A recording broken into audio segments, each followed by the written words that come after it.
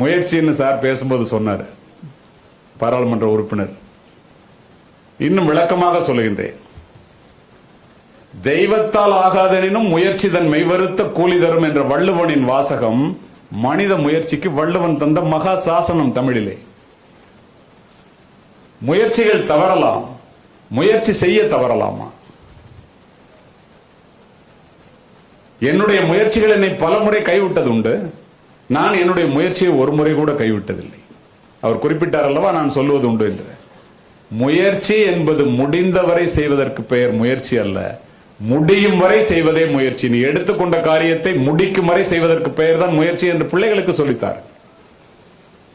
இருட்டு மனிதர்கள் எது வேண்டுமானாலும் சொல்லட்டும், வெளியிலே உலகம் வெளிச்சமாகத்தான் இருக்கிறது.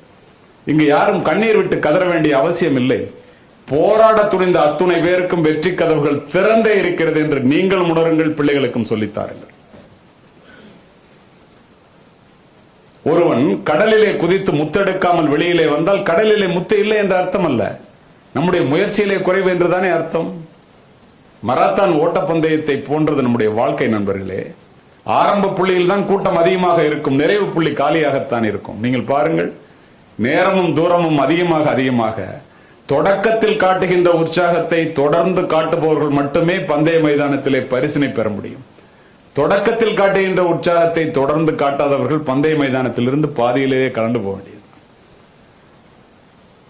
ஒரு புராணத்தில் உள்ள ஒரு சம்பவத்தை இந்த முயற்சி என்றால் எப்படி என்று நாம் தமிழர்களாகிய நமக்கு புரிய வைப்பதற்காக நான் இதனை கூறுகின்றேன்.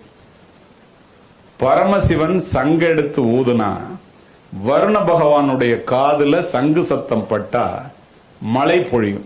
இது ஒரு ஐதீகம். ஒரு முனிவர் பரமசிவன்கிட்ட இருந்து ரொம்ப ஒரு பெரிய தவம் இருந்து ஒரு வரத்தை வாங்கிறார். என்ன வரம் வேணும்னு பரமசிவன் கேட்கிறார். நான் கேட்கும் போது கொடுன்ட்டாரு முனிவர். முயற்சி என்றால் என்ன என்பதற்காக இதனை பதிவு செய்கின்றேன். இந்த வரம் அவர் பெற்றவர் என்பதனால் எந்த ஊருக்கு போனாலும், எந்த நாட்டுக்கு போனாலும், எந்த ஸ்டேட்டுக்கு போனாலும் அவர் கால கழுவான், 3 வேளை சோறு போடுவான். தமிழ்நாட்டுக்கு வர்றார். நம்மளுடைய தமிழர்கள் தான் உங்களுக்கு தெரியும் அல்லவா, தன்மானம் மிக்கவர்கள் என்ற காரணத்தினால் இவனை ஏண்டா போய் பார்க்கணும், எல்லாம் விவசாயம், நிலம் இருக்கு, நம்மகிட்ட கலப்பை இருக்கு, நம்மகிட்ட உடல்ல சக்தி இருக்கு, ஒரு பேரும் போய் பார்க்காதறான்ட்டான். யாரும் போய் பார்க்கல. 3 நாள் இருந்தார் முனிவர்.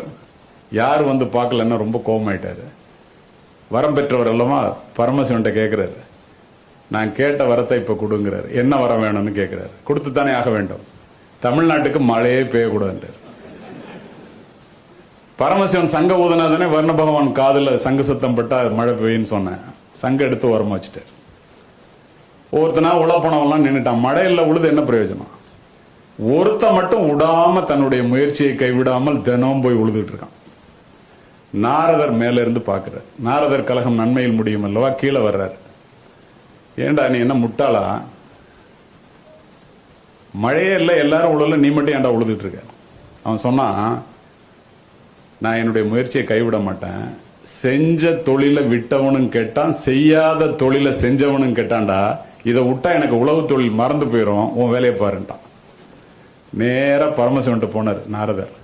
என்ன தமிழ்நாட்டுக்கு மழை இல்லைன்னு சொல்லிட்டீங்களான்னாரு. ஆமான்னாரு. ஏன்னாரு. அந்த முனிவர் அப்படி ஒரு வரத்தை கேட்டான், வேற வழி இல்லை, நான் கொடுத்துட்டேன். அங்க பாரு ஒருத்தன் உழுதுட்டு இருக்கான். பரமசிவன் கீழே பார்த்தாரு. ஒருத்தன் மட்டும் உழுதுட்டு இருக்கான். அவர் நாரதர்கிட்ட கேட்டார், ஏண்டா வேணா முட்டா பேல மழையே இல்லை, ஏண்டா உழுவுறான்? உடனே நாரதர் சொன்னார், அவன் முட்டாளான் நம்ம முட்டாளான்னு தெரியல, ஏன் அப்படி சொல்றேன்னாரு. அவன்கிட்ட போய் நான் கேட்டேன், முயற்சியை கைவிட்டா, செஞ்ச தொழிலை விட்டா அவன் கெட்டுருவான்னு சொல்றான், அதனால உழுவுறான், நான் மறந்து போகாம இருக்கிறதுக்காக போயிட்டாரு.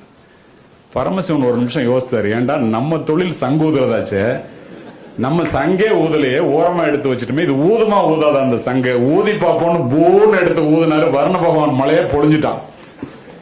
தெய்வத்தால் ஆகாதெனினும் முயற்சி தன் மெய்வருத்த கூலிதான். கடல் அலைகளை பாருங்கள், சூரியனை பாருங்கள். கதிரவனிடம் இருந்து கடமை தவறாமை, அலைகளிடமிருந்து விடாமுயற்சியும் நாம் கற்றுக்கொள்ள வேண்டும். எக்காரணம் கொண்டும் நண்பர்களே முயற்சியை கைவிடாதீர்கள். உழைப்பின் சுரமே என்ன? கடின உழைப்பின் மூலம் சிறு வயதிலேயே உங்களுடைய வாழ்க்கையை கடினமாக்கி கொண்டால் முதிர் வயதிலே உங்களுடைய வாழ்க்கை இன்பமாக இருக்கும். சிறு வயதிலேயே உங்களுடைய வாழ்க்கையை நீங்கள் எளிமையாக்கி கொண்டால், உங்களுடைய வாழ்க்கையை நீங்கள் சிரமமின்றி செய்து கொண்டால், வாழ்க்கை முழுவதும் கஷ்டப்பட வேண்டும். இளமையிலேயே மலர்படுக்கையிலே படுக்க வேண்டும் என்று நினைத்தவர்கள் முதுமையிலே முள்படுக்கையிலே தான் படுத்திருக்கின்றார்கள். இளமைக்கு நீ வேலைக்காரனாக இருந்தால் முதுமையிலே நீ எஜமானனாக இருக்கலாம். இளமையிலேயே நீ எஜமானனாக இருக்க வேண்டும் என்றால் முதுமையிலே வேலைக்காரனாகத்தான் இருக்க முடியும். கடின உழைப்பிற்கு நிகர் உலகத்தில் வேறு எதுவும் இல்லை. உழைப்பு என்பது அவமானம் அல்ல, உழைக்காமல் ஓய்ந்திருப்பதுதான் அவமானம். நண்பர் செல்வராஜ் நேற்று பேசிட்டு இருக்கும்போது சொன்னாருங்க, எப்படி வந்தேன், எப்படி ஒரு முயற்சி, எப்படி ஒரு உழைப்பு, எப்படி இந்த இடத்துக்கு வந்தேன். அது மாதிரி தான் எல்லாரும் வந்திருப்பீங்க. நீங்கள் நினைத்து பாருங்கள், இந்த உழைப்புக்கு ஈடு இணை எதுவுமே கிடையாது. ஏன் தெரியுமா? உலகத்தை வென்ற அலெக்சாண்டராக இருக்கட்டும், மிகப்பெரிய வீரன் நெப்போலியனாக இருக்கட்டும், ஏன் பில் கேட்ஸாக இருக்கட்டும், ஸ்டீவ் ஜாபாக இருக்கட்டும், உசைன் போல்ட்டாக இருக்கட்டும், டெண்டுல்கராக இருக்கட்டும், மகாத்மா காந்தியாக இருக்கட்டும், அப்துல் கலாமாக இருக்கட்டும், உழைக்காமல் யாரும் உலகத்தில் வென்றதாக சரித்திரம் கிடையாது. நினைத்து பாருங்கள், ஒருத்தன் ஏழையார்கள், பணமே இல்லாம இருக்கிறவன் பணக்காரனாயிடலாம், படிக்காதவன் கூட பெரிய ஆளாயிடலாம், நல்ல சிந்தனைகள் இல்லாதவன் கூட பெரிய ஆளாயிடலாம் அரசியல் எல்லாம் நம்ம ஊர்ல.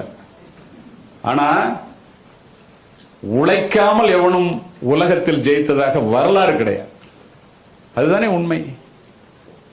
உடல் கேட்கும் ஆசைகளையும் மனம் தேடும் இன்பங்களையும் அறிவினால் கட்டி போட்டுவிட்டு நீங்கள் உலகத்தை ஆள வேண்டும் என்று நினைத்தால், உழைக்க ஆரம்பித்தால், இன்னும் கடினமாக உழைத்தால் நீங்கள் இந்த உலகை வெல்லலாம் என்பதில் இருவேறு கருத்துக்கு இடமே இல்லை. அதுதானே உண்மை.